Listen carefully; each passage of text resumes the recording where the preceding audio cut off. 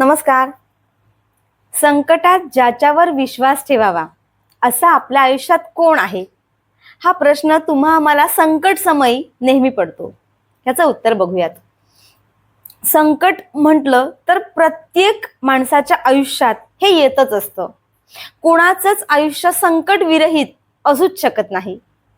प्रत्येक माणसावर व्यक्तिशः येणारे संकट ही वेगवेगळी असतात. पेशानुसार, त्याच्या कामानुसार संकट, वयोमानानुसार संकट, जबाबदारी, कर्तव्य यानुसार प्रत्येक माणसावरती येणारे संकट आणि त्यांचं स्वरूप हे वेगवेगळं असतं.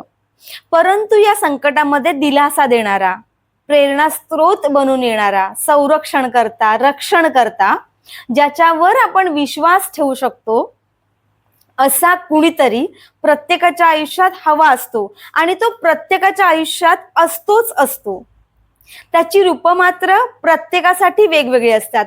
संकट समयी धावून येतील असे कोणाकोणाच्या आयुष्यात आई वडील असतात, मित्र मैत्रिणी असतात, शेजारी पाजारी असतात, स्नेही असतात, जवळचे लांबचे नातेवाईक, अनोळखी ओळखीचे, किंवा कधी कधी दिसणारे किंवा कधी कधी न दिसणारे. प्रत्येकाच्याच आयुष्यात संकटाच्या समयी कोणीतरी धावून हा येतच असतो. आयुष्यात संकट आल्यानंतर अवस्था आपली संभ्रमित होते. कोणावर विश्वास ठेवायचा हे काही कळत नाही. कारण धावून येणारे जे असतात त्यांची मर्यादा असते. आई वडील म्हणा, मित्रमैत्रिणी म्हणा किंवा जवळचे लांबचे कोणीही, त्यांना एक मर्यादा असते. मर्यादे पलीकडे जाऊन आपल्या आयुष्यातलं संकट कोणीच दूर नाही करू शकत. मग अशा वेळेस कोण हा प्रश्न पडतो. तेव्हा जगद्गुरु संत तुकाराम महाराज एका अभंगाचं प्रमाण देतात. निर्वाणी गोविंद असे मागे पुढे काहीच साकडे पडवणे दी. याचा अर्थ असा की निर्वाणी म्हणजे शेवटी किंवा अखेरी, गोविंद म्हणजे काय की प्रत्येक सजीव, माणूस किंवा प्राणी मात्र यांच्या संकट समयी धावून येणारा त्यांचा रक्षण करता, सांभाळ करता म्हणजे गोविंद. तो काय करतो? आपल्या मागे पुढे उभा असतो आणि आपल्यावर संकट येऊच देत नाही. असा विश्वास जगद्गुरु तुकाराम महाराज गोविंद स्वरूप त्या सकारात्मक शक्तीप्रती व्यक्त करतात आणि हा विश्वास आपल्याला आपल्या आयुष्यामध्ये सुद्धा कामी येतो. प्रत्येकाच्या कल्पनेतला गोविंद स्वरूप असा भगवान रूपाने वेगवेगळा असतो. कोणी त्याला राम कृष्ण, कोणी गौतम बुद्ध, कोणी महावीर किंवा कोणी अजून पंथातले त्यांच्या सकारात्मक शक्तीला मानतात. प्रत्येकासाठी गोविंद हा रूपाने आणि मानण्यावर अवलंबून असतो आणि तो वेगवेगळा असतो प्रत्येकासाठी. परंतु असं असलं तरी त्याचं काम मात्र आपल्याला धीर देणं, सकारात्मकता आपल्या अंगातली वाढवणं, संकट समयी कुणाच्या ना कुणाच्या रूपाने धावून येणं हे काम मात्र सगळ्यांच्या ठाई समान असतं. म्हणून त्याच्यावरती आपण विश्वास ठेवून आपण पुढे पाऊल टाकलं पाहिजे. सत्य घटना आणि त्याचा अनुभव, या चरणाचा अनुभव कसा येतो ते आपण बघूया. 2 घटना आहेत. एका घटनेमध्ये एक महिला आपल्या दुचाकीवरून, स्कूटीवरून रस्त्याने चाललेली असते आणि ती स्कूटी चालवत असताना तिच्या समोर अचानक एक झाड पडतं आणि तिलाही कळत नाही की नेमकं आपल्यासोबत काय झालं. असं असताना तिला कळायच्या आत ते झाड आणि ती महिला यांच्यामध्ये खूप कमी अंतर असलं तरीही तिला कळतं की माझ्या दुचाकीला आणि स्वतः मला काहीही झालेलं नाहीये आणि ती आपली स्कूटी जरा मागे घेते आणि पुढच्या प्रवासाला निघून जाते.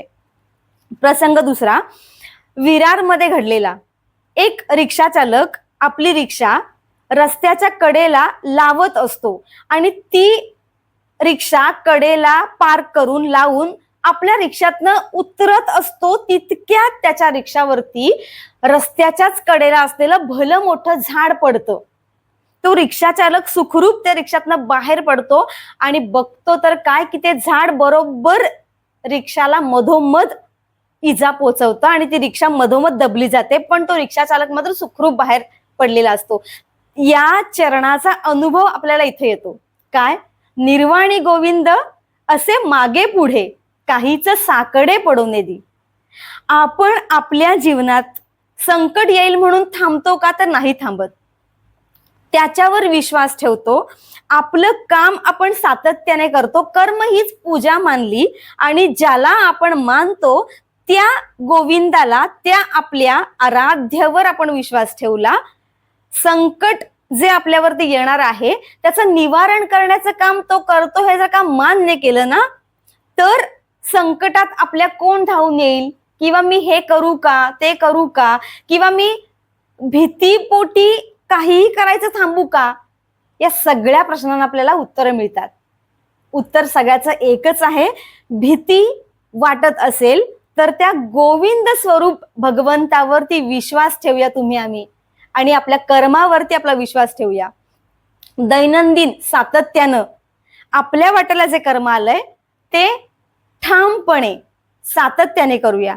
मात्र विश्वास त्याच्यावर ठेवूया. काय विश्वास? की मला येणारा संकट तो माझ्यावरती येण्याआधीच माझ्या संकटाच्या समोर उभा असेल.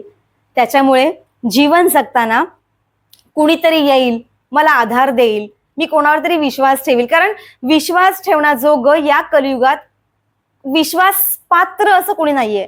त्याच्यामुळे त्या अदृश्य न दिसणाऱ्या शक्तीवरती, भगवंताप्रती आपण श्रद्धा आणि भाव पूर्ण समर्पित त्याला होऊया. आणि तो असतो, तो काल होता, आज आहे आणि उद्याही राहणार आहे, हा विश्वास ठेवूया. आणि संकटाला सामोरं जाताना, आयुष्यात उभं राहताना एकच वाक्य आपण म्हणूया, निर्वाणी गोविंद असे मागे पुढे काहीच साकडे पडो नये दी. धन्यवाद.